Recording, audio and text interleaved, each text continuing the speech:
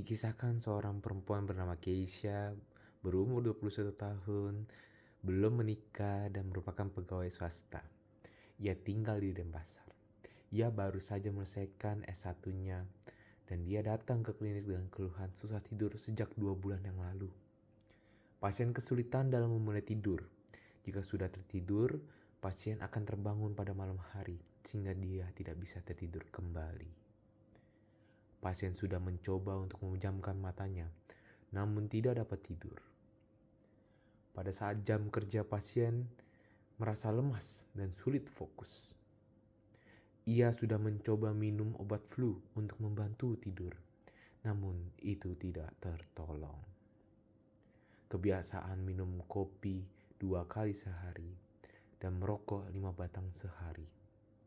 Namun, ia tidak memiliki riwayat konsumsi alkohol dan juga nafza.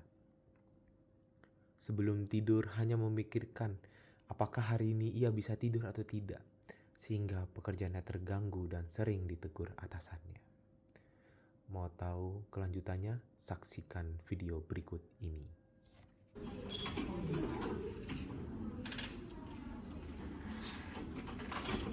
Atas nama Ibu Keisha, baik Bu, silakan masuk.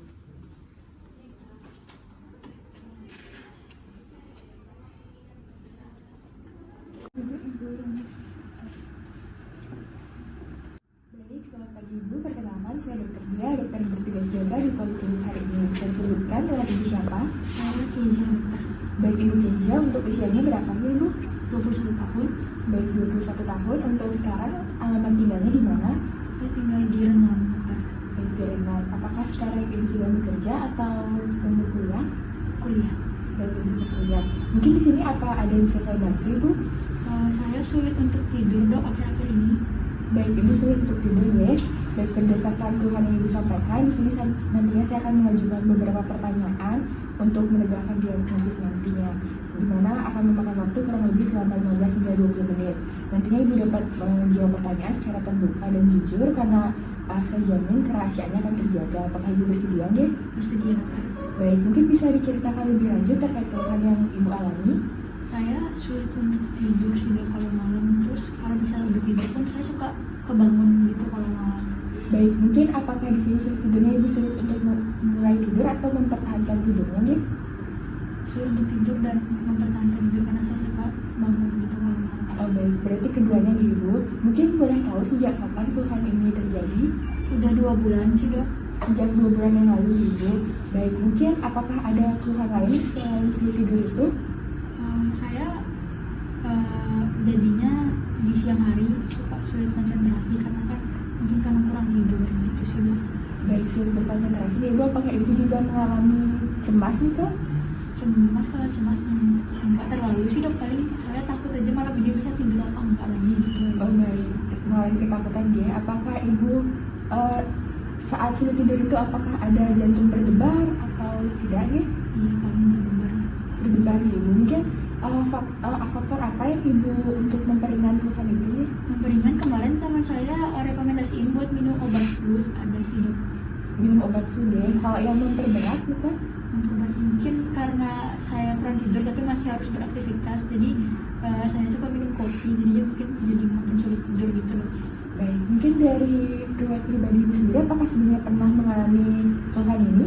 Belum pernah, dokter. Belum pernah ya, tapi apakah Ibu sekarang sedang menderita penyakit kronis seperti diabetes atau hipertensi? Tidak ada, dok. Tidak ada deh. Berarti untuk keluarganya sendiri apakah pernah mengalami keluhan serupa juga? Keluarga belum, nggak ada sih, dokter. Keluarga tidak ada ya, tapi apakah keluarga pernah mengalami dirawat di klinik psikiatri nih kan?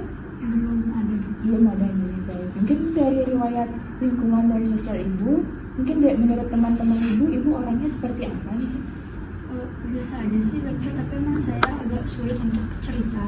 Oh baik, berarti Ibu orang yang cenderung menutup diri nih kan ya Ibu, benar? Mungkin seperti itu. Oh baik, mungkin saya izin bertanya lebih lanjut lagi, apakah tadi kan Ibu bilang mengonsumsi kopi ya? Untuk konsumsi kopinya kalau boleh tahu setiap hari berapa gelas nih? Sekitar 2-3 gelas gitu. 2-3 gelas. Apakah Ibu ada menggunakan rokok juga? Rokok ya, Kalau boleh tahu berapa batang setiap harinya? sekitar 4-5, dokter. 4-5 ya. Apakah ibu ada riwayat konsumsi alkohol? Tidak ada. Tidak ada. Mohon maaf ibu, apakah ibu ada riwayat konsumsi obat-obatan narkotika nih kak? Tidak ada, dokter. Tidak ada juga. Baik. Mungkin berdasarkan, saya izin merangkum sedikit dari hasil wawancara tadi, itu ibu mengalami gangguan sulit tidur ya ibu. Ibu juga mengalami ketakutan. Tapi ibu tidak ada rasa cemas seperti itu. Sebelumnya ibu belum pernah merasa keluhan ini, di keluarga ibu juga tidak ada. Kemudian ibu setiap harinya mengkonsumsi kopi, juga ada riwayat merokok juga ibu, tapi tidak ada riwayat konsumsi alkohol maupun narkotika. Baik, mungkin dari riwayat ini saya izin untuk melakukan pemeriksaan fisik terlebih dahulu. Apakah ibu bersedia nggih? Bersedia, dokter. Baik.